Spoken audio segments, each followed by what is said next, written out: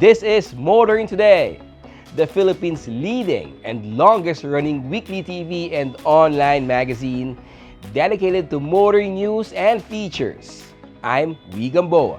And I'm Tin Gamboa. Here's a sneak peek at this week's exciting features.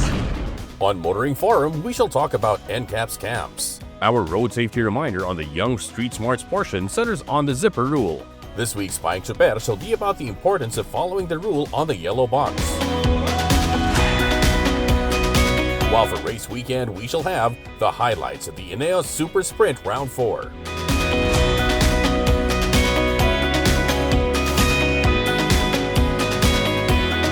This week's edition of Motoring Today brings you all this, plus the latest updates in transportation, traffic management, and advances in the automotive industry.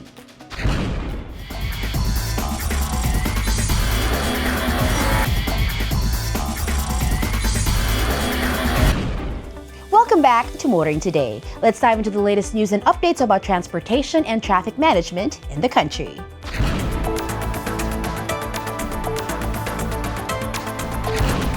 The MMDA is deploying a new Japanese flood control technology to keep major thoroughfares like EDSA passable during heavy rains.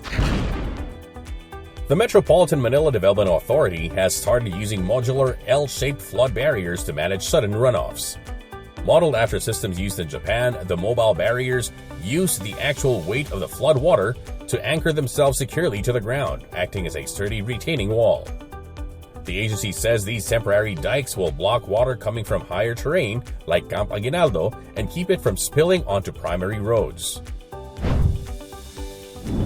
Opo, ito pong L-shaped barrier po na ito ay Japanese technology po kung saan hinaharang niya po yung tubig baha. Dalawa po ang purpose niyan. One, para kulungin yung tubig. Ang pangalawa, yung para i-divert yung tubig papunta sa isang specific na lugar na gusto niyong pagpadaluyan ng tubig tulad po noon sa Camp Aguinaldo.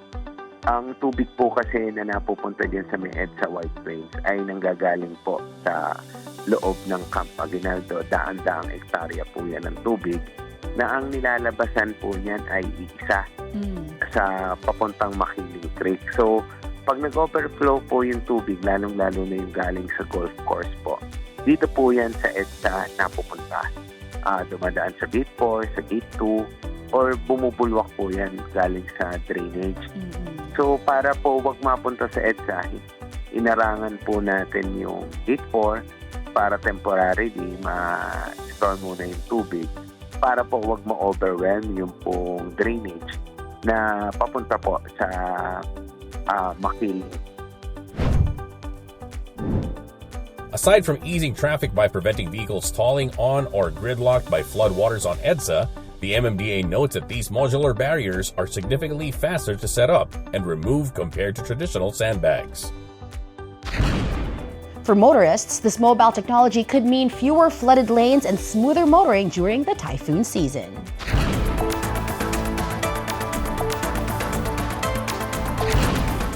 Meanwhile, a survey from the Office of Las Piñas Lone District Representative Mark Anthony Santos shows strong resident support for dismantling the C5 Quirino flyover if it would allow the LRT1 Cavite extension to move forward. According to the survey conducted by Santos's office, nearly 82% of the respondents support dismantling the C5 Quirino flyover. The survey indicates support for prioritizing Phase 2 of the 3.2-kilometer LRT1 Cavite extension, including the Las Piñas and Zapote stations, over retaining the 300.39 million peso flyover. Santos says removing the structure is more practical than spending billions on repeated project redesigns and delays. So malaki ang savings natin dito. In fact, kausap ko si LRTA administrator. Pag dinicommission at demolish natin yung C5, we will save 700 million pesos. Pinupuan namin ito ni Sec Vince. And sinabi niya na tinanong niya ang LRTA inintay ko siya ng 2 oras sa budget hearing sa Congress. So, naghintay ako. Sabi ko kasi, ang dami ng problema mangyayari dito. Doon sa proposal, nagtataka naman ako, bakit we're giving preference doon sa mga kumpanya na nagpo-propose na doon ilagay sa lupa nila yung stasyon. Supporters cited in the survey say the long-term benefits of reduced travel time and improved rail access outweigh the short-term inconvenience of removing the flyover. They are calling on the government to address the remaining obstacles so construction can proceed without further delay. For supporters of the project, removing the flyover is being presented as a trade-off for faster rail access across Metro Manila.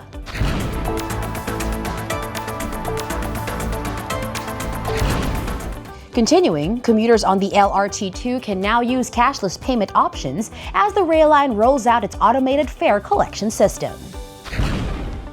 The Light Rail Transit Line 2 has formally launched its automated fare collection system, allowing passengers to pay using bank cards or smartphones. Commuters can now simply tap their Visa or MasterCard debit, credit, or prepaid cards at the turnstiles or scan a QR code to pay for their trips. The digital payment system, powered by RCBC in partnership with Visa, is currently active across the line's 13 stations from Recto to Antipolo.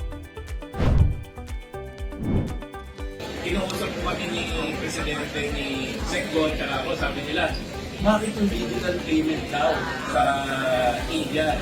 Medyo mabilis tapos affordable. Since then, we started working with the private sector and the other government agencies. Nakita nyo na naman po, hindi lang magiging convenient ang digital payment, pero nabanggit na rin kanina ni Secco kung nasaan tayo ngayon with regards to investment fees. And siguro sisigunda ko na lang, hindi pa po tayo titigil dyan. Ang isa po nating susunod dyan ay yung mga kababayan naman po natin na OFW. Nakikipagtulungan na po kami with, of course, the leadership of BSP to further make overseas remittance more affordable po sa ating mga kababayan. RCBC executives say the move aims to build a more seamless and connected daily travel experience for Filipinos. Transportation officials also announced that the automated tap and scan service will eventually expand to the LRT1. With cashless payments now on the rails, transit lines are moving closer to a faster, modern ticketing standard.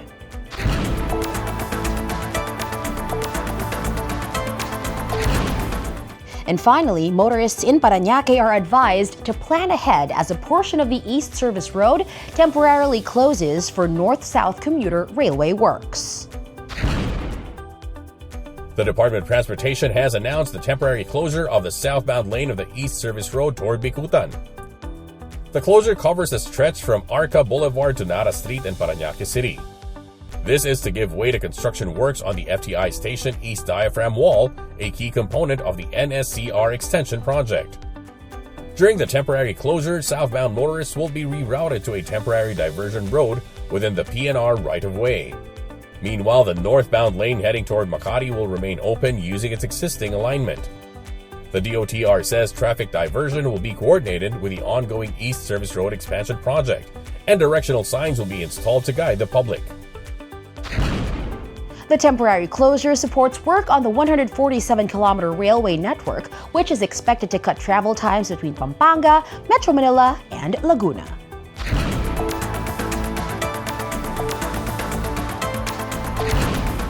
The latest developments in transportation and traffic management are certainly significant. Up next, Motoring Forum takes a deeper look into one noteworthy issue that should affect motorists and motoring.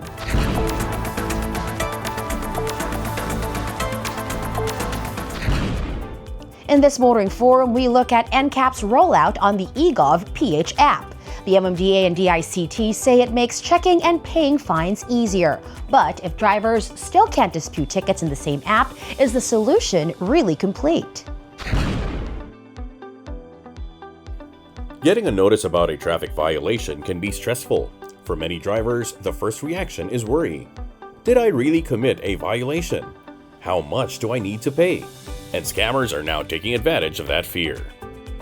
The Metropolitan Manila Development Authority, or MMDA, has warned the public about fake text messages and fake websites pretending to be connected to the No Contact Apprehension Policy, also known as NCAP. According to the warning, scammers send text messages claiming that a driver has an unpaid traffic fine that is about to expire. To make people panic and pay right away, these messages may threaten a 25% late payment penalty if the fine is not settled immediately. The MMDA has made it clear that MMDA_NCAP is the only legitimate sender of official NCAP notifications. They also said that real NCAP notifications do not include payment links, do not accept replies, do not show SMS contact details, and do not display the registered vehicle owner's name. The agency also reminded motorists that MMDA traffic fines are fixed. They do not earn interest, and there are no late payment penalties.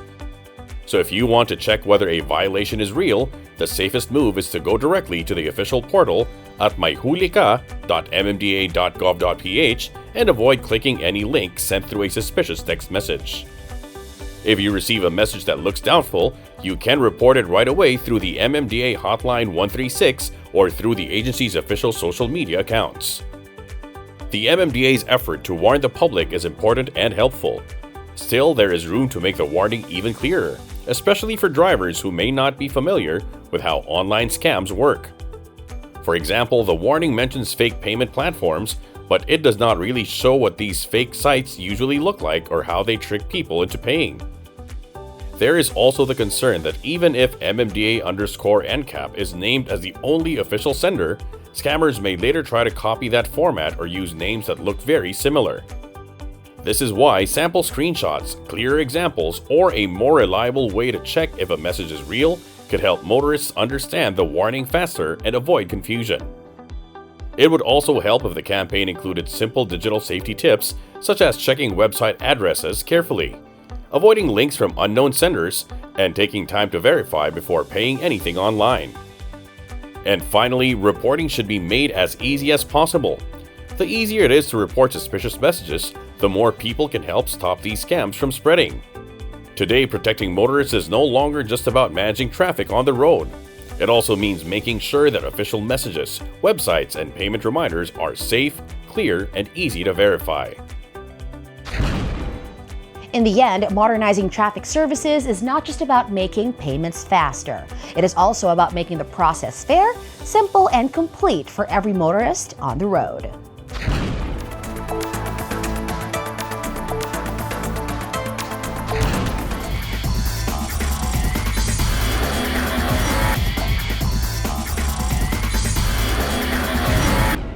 Today's cars are getting smarter and safer. Still, the young need to be reminded now and then about how to be smart and safe on the road.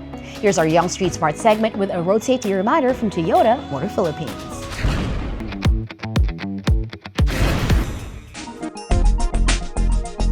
As seen on the animation, kapag ang traffic ay nag-merge sa single lane, vehicles must emerge alternately. Ito ay tinatawag na zipper rule.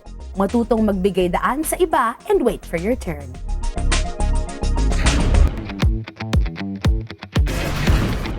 Motoring these days can be stressful. Here's another payong chuper that will help you alleviate stress out on the road.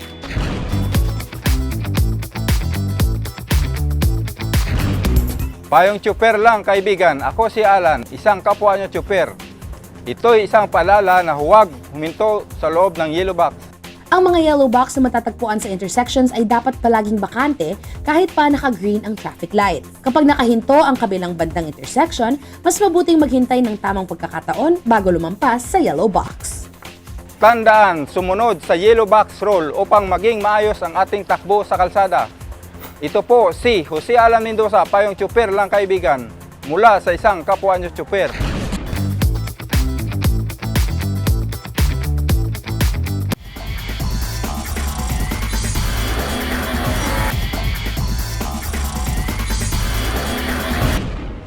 There's plenty more to explore in the world of motorsports.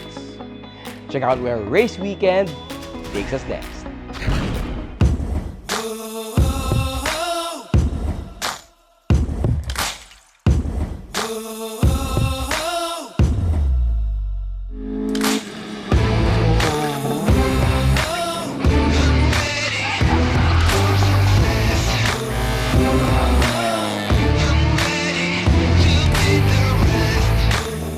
It was hot on the wide thoroughfares of Villar City and Cavite for round 4 of the 2026 Eneos Super Sprint Series, which brought the country's grassroots time track scene back into focus. With fast straights, tight gates, and a paddock padded with stories, Super Sprint remains a proving ground for everyone, from first-time drivers in street classes to seasoned names in prep and pro categories. This time on race weekend, we are looking beyond the timesheets. We went into the paddock to hear from the drivers themselves. Sim racers making the jump to real tarmac, first-timers finding their confidence, and teams carrying family legacies every time the visor goes down. Under the Cavite sun, round 4 delivered close battles across the field. But the story wasn't only about the veterans and Super Sprint regulars. The sim-to-real movement was also in full view, with drivers like Adrian Unisa trading the virtual cockpit for the driver's seat of a Toyota GT86. Kung i-compare ko siya sa sim racing or sabihin natin circuit driving, para saan sobrang different niya kasi sa circuit, parang may time ka pa dun para kumalma. Pero kasi dito, kailangan full on attack mode ka lagi. Na dapat precise pa rin. So, may mix of both talaga siya para sa akin. The fight stayed just as close in intermediate and amateur, where drivers like Delric Jaecoo H. Jornak in the GR Yaris and Paulo Abad Santos in the Civic ER kept the gaps razor thin. The ladies division also saw more drivers joining the grid, a clear sign that the local racing scene continues to open its doors. Among them was Kathleen Vega, who shifted from straight-line drag racing to the tight technical challenge of Super Sprint. First time ko here dito sa Super Sprint. Well, actually, nag-join ako ng NDRC before. So, different experience dito. Kasi sa drag race, sang straight lang eh, diba? So, dito naman, another skill siguro, unlock. So, masaya siya, yun. Tapos, enjoy actually siya. Also in the ladies bracket was first-time competitor Nikita Eusebio of Shago Somedays Racing Team. Learning a manual Civic ESI around tight chicanes is no easy task, but with some trackside coaching from her husband, she drove her way to third-place finish in her debut. Usually, pag unang hit namin with the class, sumasakay muna siya sa akin to tinuturo niya sa akin kung ano yung mga dapat kong gawin when it comes na kung paano iiwasan yung mga sa chicane, pagpasok, then kung paano yung pag-shifting namin ng gears, pagdating sa pagda-downshift, yun. So yun yung mga naituturo niya sa akin. For some drivers, the weekend was about more than points or trophies.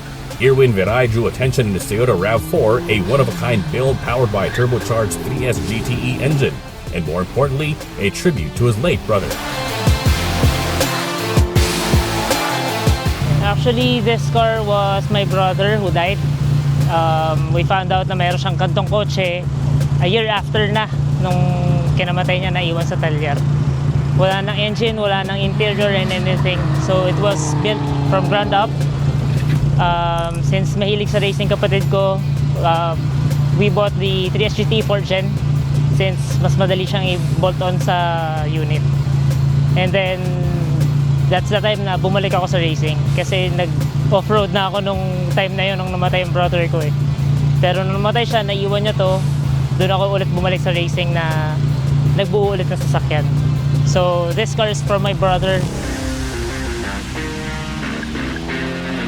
Beyond the lap times, the Eneos Super Sprint paddock continues to build a community rooted in support and safety. And as drivers push their cars and skills to the limit, their message is simple. If you want to go fast, do it the right way. On the track, not on public roads. More importantly, siguro be responsible.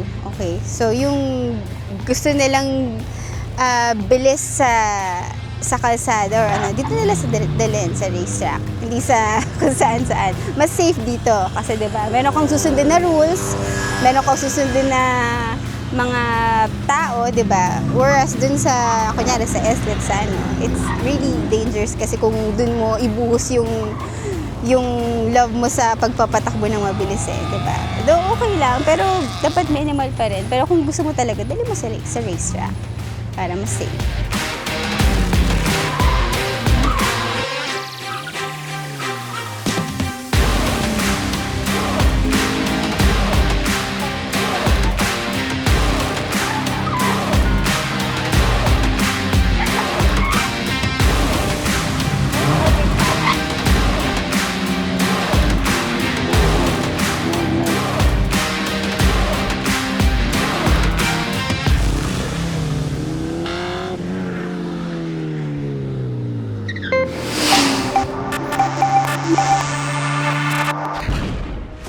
That's all for this week's World of Motorsports.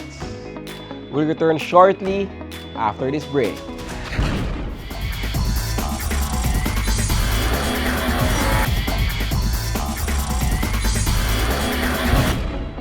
Our featured Car of the Week will be presented next on Showcase.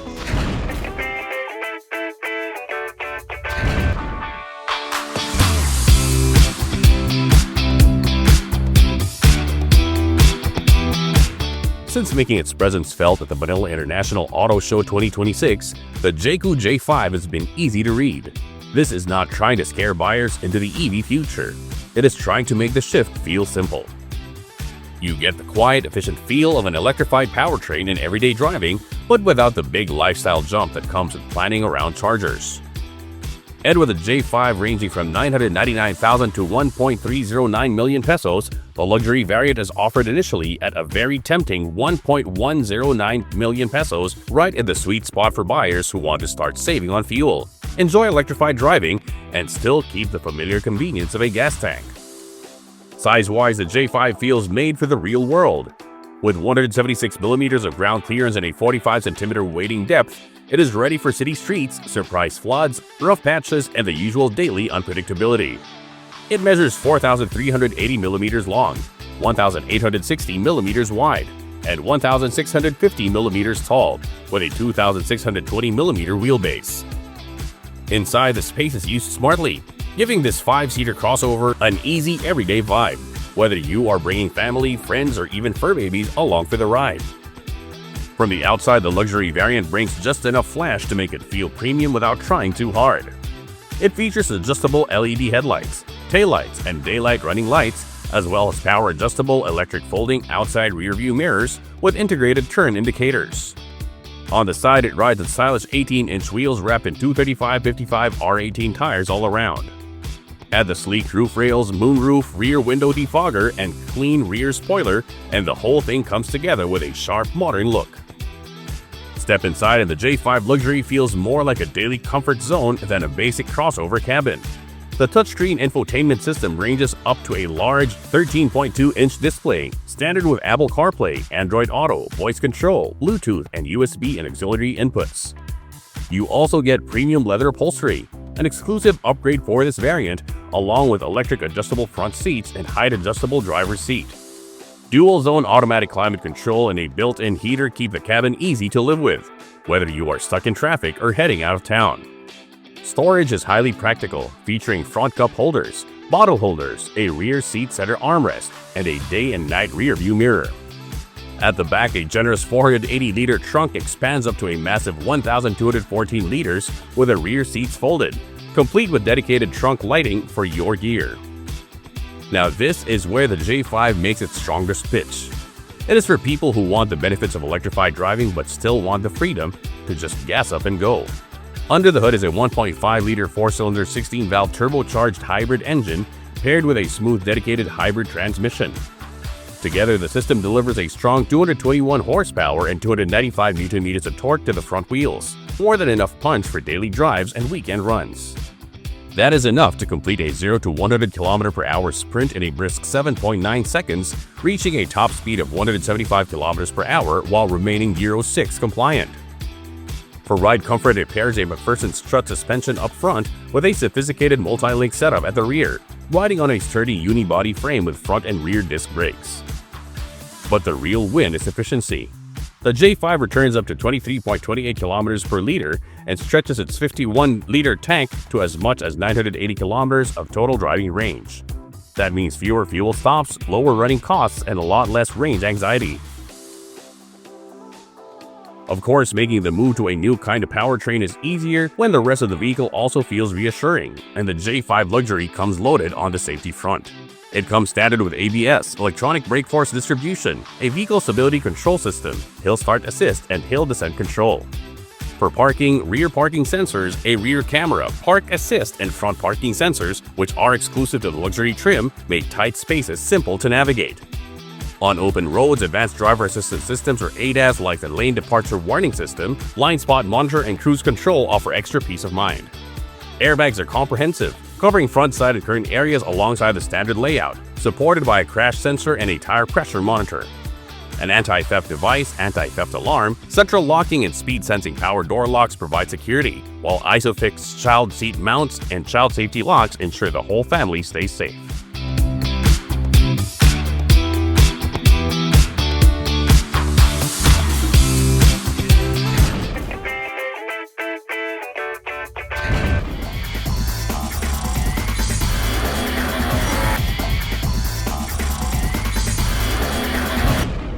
Welcome back to Motoring Today, where we shift gears and dive into the latest from the auto industry. Jaecoo Philippines has officially introduced the all-new J5 EV in Makati City, bringing Filipino drivers a new fully electric option as interest in cleaner mobility continues to grow. The company says the model comes at the right time, as more motorists look for practical ways to cut emissions, save on energy costs, and make daily travel more efficient. So I think for the time that the emission is keep on increasing, and also the energy price is also increasing, and this is also the moment that we have to think about a better way of move. And this is the reason why we are launching the all-new Jaecoo J5 EV today. The J5 EV also posted strong results in official range testing by the Automobile Association Philippines, covering 539.2 kilometers in actual driving conditions, 117% of its rated efficiency. We recently just completed the AAP test for the actual range reach, and we are proud to say that we have a range achievement of 117%, which is 539.2 kilometers. The all-new Jaecoo J5 EV is now available for booking at local showrooms with prices starting at 1,399,000 pesos. Please just visit our showrooms and check out and experience the Jaecoo J5 EV.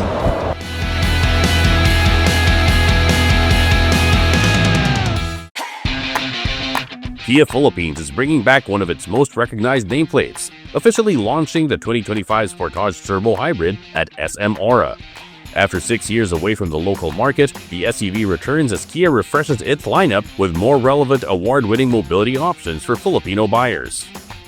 It's an SUV right now. It's been here for the last 30 years. It has been absent maybe about 6 years, and we're happy to bring it back to the Filipino community.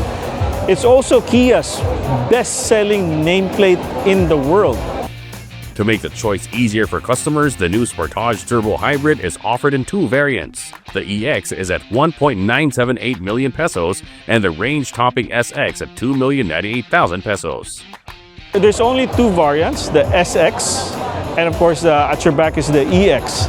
We believe that we want to keep it simple and offering it on two SKUs so that it will be easy for consumer to decide. Kia Philippines says the launch is just the beginning of a wider product rollout, with more modern and electrified vehicles expected to join its local lineup in the coming months. Kia is resetting all the portfolio to really look into high relevance to the consumer and give them a better award-winning mobility solution for their everyday life. Yeah.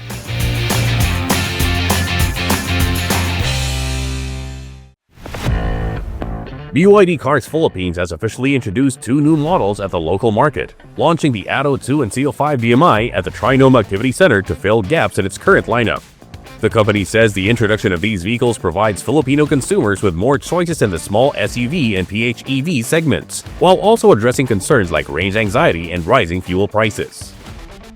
These are two important models for BYD to fit in the gap that we are not participating currently in the automotive market. This is the missing link.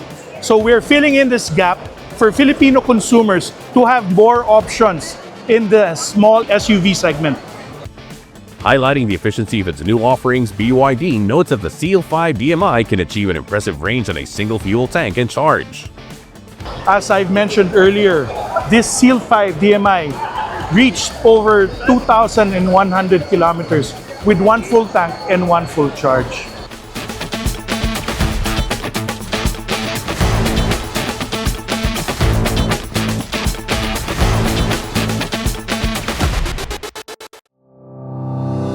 GAC Philippines has simultaneously launched 3 new multi-purpose vehicles at the Makati Shangri-La, bringing what it calls its MPV family to the local market in one major event.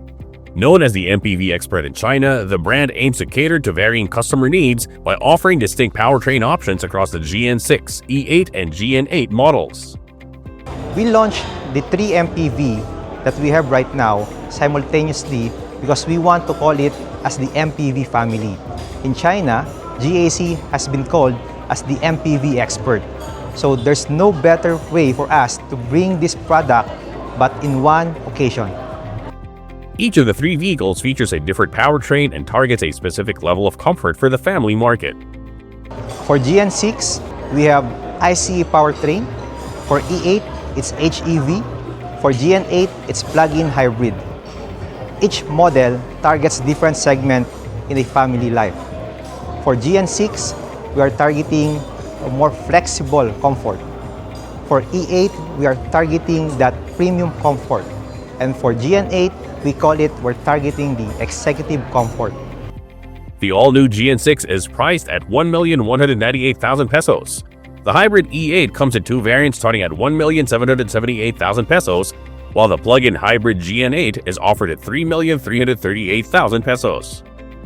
If you are in the market looking for an MPV, please go and visit our dealership and test drive each 3 of the models that we have. Again, we have GN6 for ICE, we have E8 for HEV, and GN8 for PHEV.